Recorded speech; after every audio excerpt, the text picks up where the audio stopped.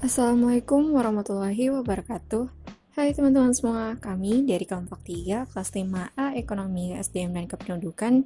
Di video kali ini kami akan membahas materi mengenai hubungan ekonomi SDM dengan ekonomi pembangunan. Yuk, mari kita simak videonya. Baik, kali ini saya akan membahas mengenai hubungan antara ekonomi sumber daya manusia dengan pembangunan ekonomi. Namun sebelum itu, kita harus tahu dulu apa itu ekonomi sumber daya manusia. Sebelum saya membahas mengenai ekonomi sumber daya manusia, saya akan menjelaskan sedikit perbedaan antara sumber daya manusia dan ekonomi sumber daya manusia. Sumber daya manusia atau yang biasa disebut dengan SDM adalah individu yang bekerja sebagai penggerak suatu organisasi. Dalam konteks ini bisa berupa institusi maupun perusahaan, yang mana seseorang ini berfungsi sebagai aset yang harus dilatih dan dikembangkan kemampuannya. Menurut Hasibuan, sumber daya manusia adalah kemampuan terpadu dari daya pikir dan daya fisik yang dimiliki individu. Pelaku dan sifat individu ini dilakukan oleh keturunan dan lingkungannya, sedangkan prestasi kerja individu ini dimotivasi oleh keinginan untuk memenuhi kepuasannya. Nah, itu tadi sedikit penjelasan mengenai sumber daya manusia. Lalu, bagaimana dengan ekonomi sumber daya manusia? Menurut Mulyadi, beliau mendefinisikan ekonomi sumber daya manusia sebagai ilmu ekonomi yang diterapkan untuk menganalisis pembentukan dan pemanfaatan sumber daya manusia yang berkaitan dengan pembangunan ekonomi. Sedangkan sumber lain menjelaskan bahwa ekonomi sumber daya manusia berusaha menerangkan bagaimana memanfaatkan sumber daya manusia sebaik-baiknya agar dapat menghasilkan barang ataupun jasa guna memenuhi sebanyak mungkin kebutuhan masyarakat. Dari dua penjelasan tadi bisa dikatakan bahwa ekonomi sumber daya manusia adalah penerapan teori pada analisis sumber daya manusia. Nah, perlu diketahui juga bahwa dalam ekonomi sumber daya manusia tidak ada teori baru yang dipakai. Semua teori dasarnya adalah teori ekonomi mikro dan teori ekonomi makro. Hanya saja penerapannya yang berbeda. Selanjutnya kita akan melihat ruang lingkup dalam ekonomi sumber daya manusia. Nah, dalam ekonomi sumber daya manusia ada 3 ruang lingkup yang dipelajari. Yang pertama ada Human Research Planning, yang kedua ada Labor Economics, dan yang ketiga ada Population Economics. Dalam ruang lingkup Human Research Planning atau perencanaan sumber daya manusia, difokuskan pada penyediaan angkatan kerja dengan pengetahuan dan keterampilan tinggi, serta penciptaan kesempatan kerja. Yang kemudian difokuskan lagi pada perencanaan sumber daya manusia yang meliputi analisis permintaan dan penawaran tenaga kerja yang akan terjadi pada masa yang akan datang. Sedangkan dalam lingkup labor economics atau ekonomi ketenagakerjaan yang diperhatikan adalah masalah serikat pekerja, hukum ketenagakerjaan, asuransi sosial ketenagakerjaan, diskriminasi terhadap gender dalam perusahaan, dan manajemen perusahaan. Dan yang terakhir, lingkup dalam population economics atau ekonomi kependudukan. Dalam lingkup ini, cakupan bahasannya ialah mengenai masalah ekonomi pembangunan yang berkaitan dengan kependudukan. Tidak hanya itu, dalam lingkup ini juga sering diterapkan New Homes Economic yang membahas untung rugi memiliki anak, untung rugi melakukan migrasi, serta interaksi antara jumlah dan mutu penduduk. Seperti yang saya janjikan di awal, kita akan melihat hubungan antara ekonomi sumber daya manusia dengan pembangunan ekonomi. Namun, sebelum kita melihat keterkaitan antara ekonomi sumber daya manusia dengan pembangunan ekonomi, mari kita lihat dulu apa itu pembangunan ekonomi. Pembangunan ekonomi, atau lebih tepatnya disebut dengan pertumbuhan ekonomi, merupakan prasyarat bagi tercapainya pembangunan manusia. Karena dengan pembangunan ekonomi akan menjamin meningkatnya produktivitas dan pendapatan melalui penciptaan kesempatan kerja. Lalu, apa hubungannya antara ekonomi sumber daya manusia dengan pembangunan ekonomi? Hubungan antara pertumbuhan ekonomi dan pembangunan manusia bersifat timbal balik. Maksudnya bagaimana?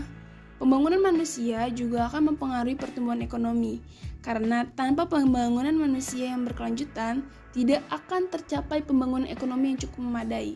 Namun, keterkaitan ini secara empiris tidak bersifat otomatis, yang artinya lebih banyak daerah yang mengalami pertumbuhan ekonomi yang cepat tanpa diikuti oleh pembangunan manusia yang seimbang. Dari semua penjelasan sebelumnya, di sini kita akan melihat hubungan antara ekonomi sumber daya manusia dengan pembangunan ekonomi. Sumber daya alam dan sumber daya manusia merupakan faktor utama dalam pembangunan ekonomi. Semakin banyak jumlah sumber daya manusia yang dimiliki dalam proses pembangunan, akan mempertinggi tingkat produksi yang nantinya akan mempertinggi laju pertumbuhan ekonomi. Sebuah penelitian menunjukkan bahwa dalam pembangunan ekonomi, tingkat pendidikan berperan penting. Pendidikan sebagai salah satu faktor yang menentukan kualitas sumber daya manusia. Makin banyak tenaga kerja yang berhasil mencapai tingkat pendidikan tinggi, maka kualitas tenaga kerja semakin baik. Dengan meningkatnya kenaikan jumlah dan persentase tenaga kerja yang berpendidikan tinggi, maka pengetahuan dan keterampilan tenaga kerja akan semakin baik. Tentunya kualitas tenaga kerja juga akan membaik, sehingga dengan pengetahuan yang dimiliki mampu mengorganisir pekerjaan secara efektif. Dengan begitu akan menghasilkan produksi yang tinggi, yang mana dengan adanya produksi yang tinggi ini akan berdampak baik pada peningkatan laju pertumbuhan ekonomi. Laju pertumbuhan ekonomi yang tinggi dan proses yang berkelanjutan merupakan suatu kondisi utama bagi keberlangsungan pembangunan ekonomi di suatu negara. Jadi dapat dilihat bahwa ekonomi sumber daya manusia ini memang berpengaruh dan memiliki keterkaitan dengan pembangunan ekonomi di suatu negara. Konsep ekonomi kependudukan. Terdapat dua aspek pengertian ekonomi kependudukan menurut Ananta dan kawan-kawan tahun 1986. Pertama, ekonomi kependudukan pada prinsipnya adalah ilmu yang mengkaji keterkaitan antara variabel ekonomi dengan variabel demografi. Dalam pengertian ini, pada prinsipnya ekonomi kependudukan mengkaji tentang posisi penduduk dalam pembangunan ekonomi. Penduduk dapat diposisikan sebagai pelaku atau input produksi pada proses pembangunan dan sebagai penikmat atau konsumen dari output pembangunan. Kedua, ekonomi kependudukan adalah ilmu yang menganalisis dinamika penduduk dengan menggunakan teori, pendekatan, dan alat analisis ekonomi. Pengertian dinamika penduduk mencakup perubahan jumlah, struktur, dan persebaran penduduk yang diakibatkan oleh variabel fertilitas, mobilitas, dan mortalitas. Selanjutnya, pembangunan berwawasan kependudukan. Pembangunan berwawasan kependudukan adalah pembangunan yang disesuaikan dengan potensi dan kondisi penduduk yang ada. Penduduk harus dijadikan titik sentral serta subjek dan objek dalam pembangunan. Pembangunan adalah oleh penduduk dan untuk penduduk.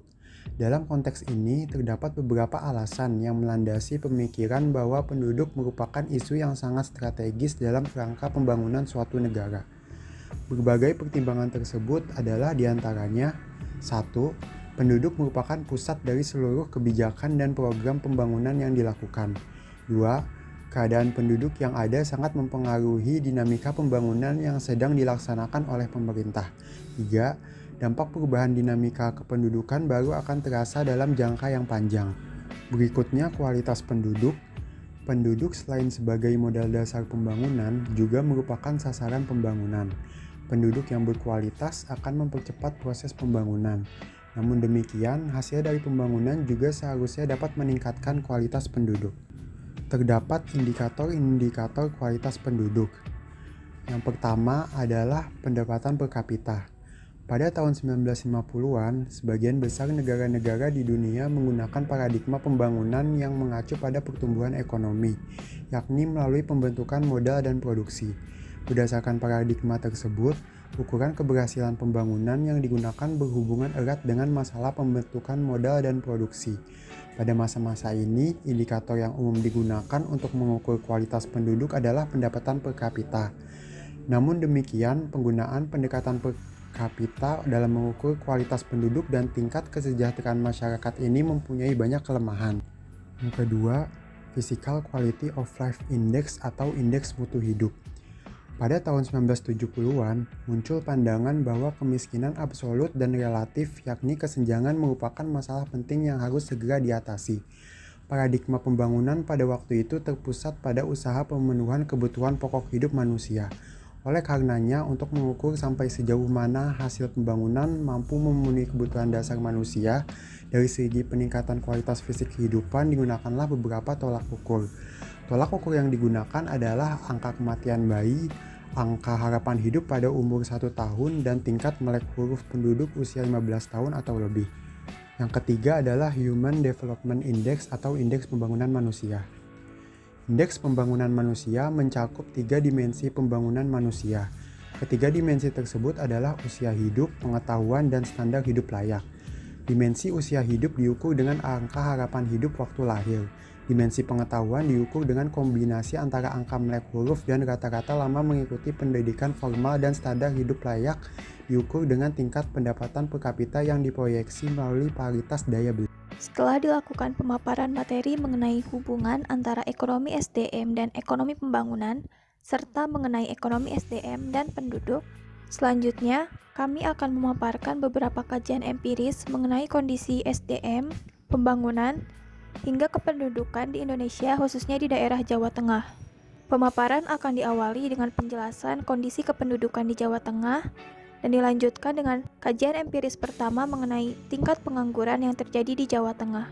Berdasarkan data BPS, sensus penduduk 2020, jumlah penduduk Jawa Tengah mencapai 36,52 juta jiwa pada tahun 2019. Dari jumlah tersebut, 18,56 juta jiwa berjenis kelamin laki-laki, sedangkan 18,13 juta jiwa adalah perempuan. Sebanyak 1,98 juta penduduk Jawa Tengah berada di Kabupaten Brebes. Mereka terdiri atas 1 juta laki-laki dan 975.000 perempuan. Sedangkan Kota Magelang merupakan kota dengan penduduk yang paling sedikit di Jawa Tengah, yakni 122.000 jiwa. Mereka terdiri dari 60.000 jiwa laki-laki dan 60.000 jiwa perempuan. Rasio kepadatan penduduk di Jawa Tengah mencapai 1.113 per kilometer, di mana dapat kita artikan bahwa kita dapat melihat manusia itu berjarak 1.113 per kilometer persegi. Sedangkan pada tabel berikutnya kita dapat melihat jumlah penduduk menurut kelompok umur. Dapat kita lihat bahwa Jawa Tengah dikuasai oleh penduduk yang termasuk tenaga kerja. Tenaga kerja ini sendiri menurut Undang-Undang Nomor 13 Tahun 2003, tenaga kerja merupakan orang yang berusia kerja, di mana di Indonesia usia kerja dibatasi antara 15 tahun sampai 65 tahun. Di Jawa Tengah sendiri, penduduk yang termasuk tenaga kerja mencapai 23.516 jiwa. Sehingga dapat dikatakan bahwa Jawa Tengah merupakan daerah yang potensial jika dilihat dari jumlah yang termasuk tenaga kerja, karena perbandingannya mencapai 2:1 dengan penduduk yang bukan tenaga kerja. Maka dari itu, pemerintah pusat, terutama daerah, untuk lebih memaksimalkan lagi potensi tenaga kerja yang berada di Jawa Tengah. Selanjutnya, kita dapat melihat grafik pengangguran terbuka di Jawa Tengah. Berdasarkan penggambaran grafik, kita dapat mengetahui tingkat pengangguran terbuka di Indonesia, Jawa Tengah, dan Purwomanggung. Purwomanggung ini sendiri meliputi Purworejo, Wonosobo, Magelang, Temanggung, dan Kota Magelang yang berada di Jawa Tengah. Kita dapat lihat bahwa tingkat pengangguran cenderung mengalami penurunan. Turunnya angka tingkat pengangguran ditopang oleh peningkatnya jumlah pekerja dibanding dengan jumlah partisipasi kerja. Dalam artian bahwa meningkatnya jumlah pekerja itu tidak sebanding dengan partisipasi orang yang mencari pekerjaan. Namun, penurunan jumlah pengangguran mengalami ketidakpastian yang disebabkan karena adanya kondisi internal dan eksternal. Kondisi internal dan eksternal ini meliputi kebijakan perkembangan pertumbuhan ekonomi, inflasi, IPM atau Indeks Pembangunan Manusia, dan upah minimum. Di sisi lain, berdasarkan tabel, kita juga dapat melihat tingkat kemiskinan di Jawa Tengah, di mana pada tahun 2010 kemiskinan di Jawa Tengah sebesar 16,11% dan pada tahun 2019 menurun menjadi 10,8%. Penurunan ini disebabkan karena adanya peningkatan indeks pembangunan manusia, di mana IPM itu sendiri dapat menggambarkan bagaimana penduduk dapat mengakses pendidikan, kesehatan, dan juga memperoleh pendapatan. Sehingga dapat dikatakan IPM juga mempengaruhi penurunan pengangguran yang berada di Jawa Tengah. Selanjutnya, Untuk kajian empiris kedua mengenai pekerja anak di pertambangan pasir Gunung Merapi, Indonesia. Permasalahan pekerja anak belum dapat dihapuskan hingga kini. Menurut Suyatna, anak yang melakukan segala jenis pekerjaan yang memiliki sifat atau intensitas yang dapat mengganggu pendidikan, membahayakan keselamatan, kesehatan, dan tumbuh kembang anak dapat digolongkan sebagai pekerja anak. Di Indonesia, pada tahun 2015, terdapat sebanyak 6% atau sekitar 2,2 juta dari 36,8 juta penduduk berusia 10 hingga 17 tahun tercatat sebagai pekerja anak yang bekerja di berbagai sektor. Fenomena pekerja anak terjadi di beberapa daerah di Indonesia, tak terkecuali di Kabupaten Magelang, Jawa Tengah. Magelang mempunyai 21 kecamatan, salah satunya adalah Kecamatan Serumbung yang terletak di lereng Gunung Merapi. Di Kecamatan Serumbung ini dijumpai fenomena pekerja anak yang bekerja di sektor penambangan pasir. Menambang pasir dan batu sudah menjadi budaya di masyarakat Serumbung, baik sebagai penghasilan pokok maupun pendapatan tambahan. Penambang pasir menjadi pekerjaan utama yang dipilih oleh sebagian masyarakat Serumbung karena praktis dan tidak membutuhkan syarat yang sulit untuk menjadi penambang. Setiap individu dapat menjadi penambang pasir tanpa memandang usia dan jenis kelamin. Di Kecamatan Serumbung, baik orang tua, perempuan, dan anak-anak memilih menjadi penambang. Akibatnya, ketika ada anak yang ikut menambang, masyarakat menganggap hal itu sebagai hal biasa. Pekerjaan di pertambangan pasir merupakan salah satu pekerjaan di sektor berbahaya. Berdasarkan penelitian yang dilakukan oleh Tessa dan Azinuddin, terdapat 2 faktor yang melatar belakangi keterlibatan anak untuk bekerja sebagai penambang pasir di Kecamatan Serumbung. Pertama, faktor ekonomi yang rendah dan kemiskinan. Faktor ekonomi merupakan salah satu pendorong utama anak bekerja dalam rangka membantu keluarga. Semakin banyak jumlah masyarakat yang berada di bawah garis kemiskinan, semakin besar dorongan anak-anak untuk bekerja dan semakin tinggi angka pekerja anak. Kemiskinan merupakan masalah sosial yang belum terpecahkan hingga saat ini. Kemiskinan berdampak pada berbagai aspek kehidupan masyarakat, salah satunya adalah membatasi kemampuan masyarakat untuk memperoleh akses atas pendidikan. Padahal, dengan pendidikan yang baik, seseorang akan mempunyai bekal untuk mendapat pekerjaan yang layak sehingga dapat meningkatkan pendapatannya. Kedua, faktor lingkungan sosial dan pergaulan teman sebaya menjadi alasan lain bagi anak-anak di Kecamatan Serumbung memilih bekerja sebagai penambang pasir. Lingkungan tempat tinggal yang dekat dengan lokasi sumber daya alam pasir dan batu yang melimpah tentu menjadi faktor pendorong dan tidak aneh apabila masyarakat terbiasa dengan pekerjaan di sektor pertambangan dan batu. Selain itu, anak-anak setiap hari berinteraksi dengan orang dewasa maupun teman sebaya yang bekerja menjadi penambang, sehingga mendorong mereka untuk bekerja di pertambangan pasir juga. Untuk menanggulangi permasalahan tersebut, pemerintah Indonesia sudah membuat berbagai regulasi dan upaya dalam penghapusan pekerja anak dengan berkolaborasi bersama International Labour Organization atau ILO untuk melindungi anak-anak Indonesia dari pekerjaan eksploitatif. Usaha lain dari pemerintah yaitu dengan menghadirkan program BOS atau BOS, PKH, dan PIP dengan tujuan untuk meringankan biaya dan memudahkan akses pendidikan bagi anak-anak di Indonesia. Selanjutnya, studi empiris yang berkaitan dengan materi ini yaitu penelitian yang berjudul Analisis Pembangunan Sumber Daya Manusia di Provinsi Jawa Tengah tahun 2009 sampai tahun 2013 oleh Yulia Pangastuti di Jejak Journal of Economics and Policy volume 8. Dalam penelitian ini, dijelaskan bahwa potensi pertumbuhan ekonomi suatu negara dipengaruhi oleh kuantitas dan kualitas dari sumber daya yang ada, yaitu sumber daya alam dan sumber daya manusia. Pembangunan SDM di sini mengacu pada kemampuan efisiensi manusia untuk mengolah modal bahan baku menjadi barang dan jasa. Sistem pendidikan dan pelayanan kesehatan yang efektif dapat menggali kemampuan pembangunan SDM. Penelitian ini menggunakan data panel, yaitu gabungan data atau cross-section dari 35 kabupaten atau kota, dan time series dari tahun 2009 sampai tahun 2013, yang diambil dari BPS dan Biro Keuangan Sekretaris Daerah Provinsi Jawa Tengah.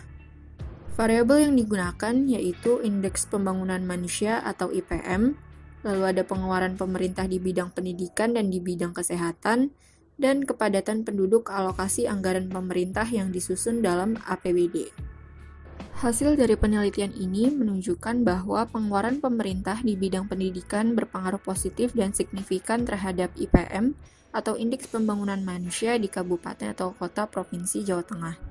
Adanya ketersediaan infrastruktur pendidikan yang memadai dapat memberikan kemudahan akses masyarakat untuk memperoleh hak-haknya dalam meningkatkan taraf hidup melalui pendidikan. Pencapaian indikator pendidikan di setiap satuan kerja perangkat daerah diharapkan dapat sinkron dengan tingkat kebutuhan di kabupaten atau kota provinsi Jawa Tengah. Lalu kemudian, untuk pengeluaran pemerintah di bidang kesehatan juga berpengaruh positif dan signifikan terhadap IPM di kabupaten atau kota provinsi Jawa Tengah. Adanya program-program jaminan kesehatan diharapkan dapat tepat sasaran dan merata, yaitu dengan melakukan pendidikan langsung terhadap target sasaran yang berhak memperoleh jaminan kesehatan di kabupaten atau kota provinsi Jawa Tengah. Kemudian untuk kepadatan penduduk, dia tidak berpengaruh secara signifikan terhadap IPM di kabupaten atau kota provinsi Jawa Tengah. Pemerataan sasaran dan program berdasarkan distribusi penduduk sangat penting dalam mengurangi ketimpangan pembangunan SDM. Upaya pemerintah dalam grand design pengendalian kuantitas penduduk sangat dibutuhkan roadmap pemerataan secara lebih komprehensif di kabupaten atau kota provinsi Jawa Tengah. Hal tersebut juga sangat bergantung pada sistem pemerintahan yang bersih akan korupsi. Apabila hal tersebut dapat melandasi mindset setiap pemerintah daerah, kabupaten atau kota provinsi Jawa Tengah, maka tentunya dapat mengoptimalkan kepadatan penduduk sehingga dapat berkontribusi pada pembangunan SDM di kabupaten atau kota provinsi Jawa Tengah.